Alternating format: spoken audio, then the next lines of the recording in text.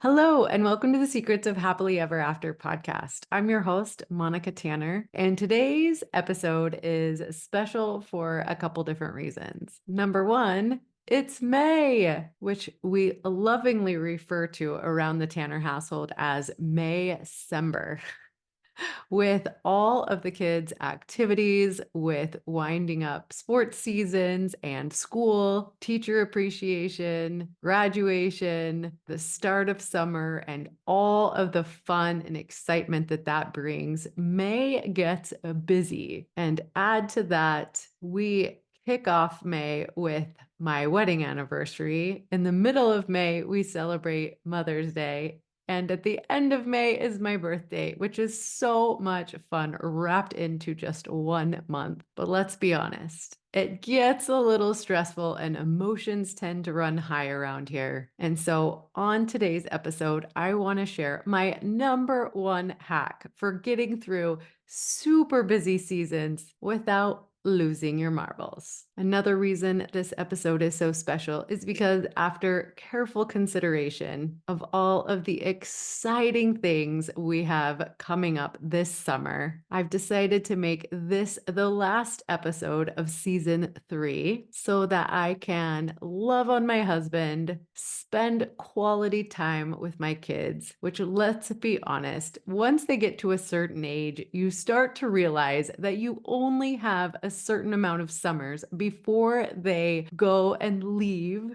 and start off on their incredible life adventures. I've already had one leave. I have a junior this year, so basically 1 summer left with her and a couple more that are just getting older, and I don't want to miss a thing. So I'll be taking a break from the podcast and all of my social media channels so that I can enjoy some really quality time and create some core memories with the people that mean the most to me. And I hope that you're getting excited to do the same. Season 4 of Secrets of Happily Ever After will ramp up in August with some really exciting and fun new things that I've been working on, and I can't wait to tell you all about. So from the bottom of my heart, I want to thank you to those of you who have supported season 3 of the podcast, left reviews, shared episodes with your friends. There's more great content to come in August. I will still be available to those of you in the Passionate Marriage Club as well as my coaching clients. So if you need anything over the next couple of months, please don't hesitate to reach out. You can find all of the information for how to contact me on my website, monicatanner.com. All right, now let's talk about how to maximize connection even when you feel pulled in a million different directions. This is so simple and so effective. Are you ready? Here it is. Find ways to show gratitude and appreciation.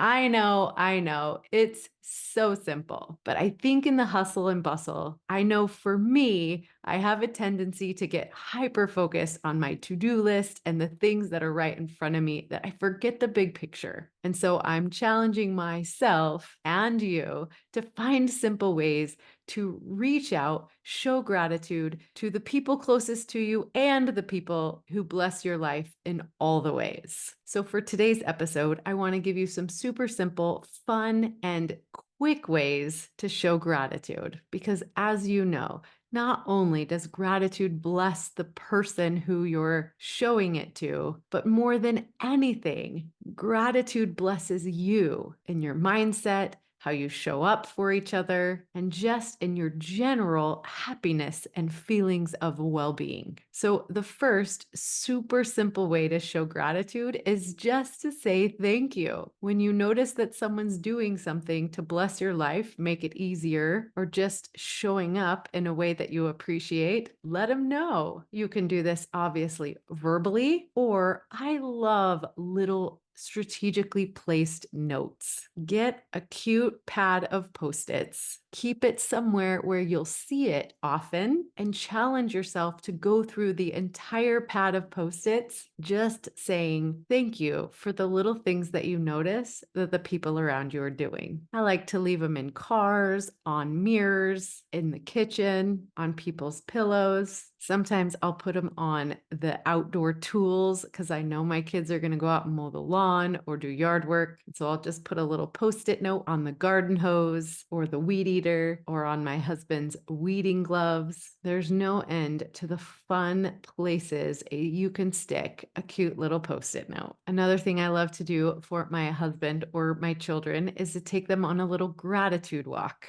We just go for a walk and I focus on the things I'm grateful for. And then I let them know. It doesn't have to be cheesy or uncomfortable, but make it a point to highlight something you notice that they're doing well. Who doesn't love a little gratitude walk? Another fun way to show gratitude is, of course, just pick up a little treat or trinket or something that you know will brighten someone's day. Leave it on their doorstep, their pillow, in their tennis shoes. I like to see if I can hide little treats that I know my children will appreciate, my husband as well, in the places they'll least expect it. If you really want to be snazzy, leave them a treat and a note. I also like to carve out some time in my day to find a chore or do an act of service for someone in my family. A lot of times this one, they don't even have to know it was me. Like make their bed, put their clothes away. Sometimes I'll just fold my husband's t-shirts. Just a little quick way to say, hey, somebody around here thinks you're pretty cool. Another fun way I love to show gratitude for my husband or my kids is to invite them outside late at night and just look at the stars or enjoy the sunset or sit out in a thunderstorm. And while we're spending time together, whether we're talking or just enjoying the peace and quiet, I like to think about how lucky I am and grateful for whoever is sitting next to me. Along that vein, another great way to show gratitude is to plan an outing that's something you know the other person will enjoy. In the summer, there's no shortage of really fun ways to do this, like plan a day to go mountain biking or kayaking or hiking. Depending on where you live, you could go surfing. There are so many ways to show gratitude just by letting the person know that you're aware of them and you know the types of things that they love. Add their favorite foods to this little outing, and you've created so much connection with very little effort. All right,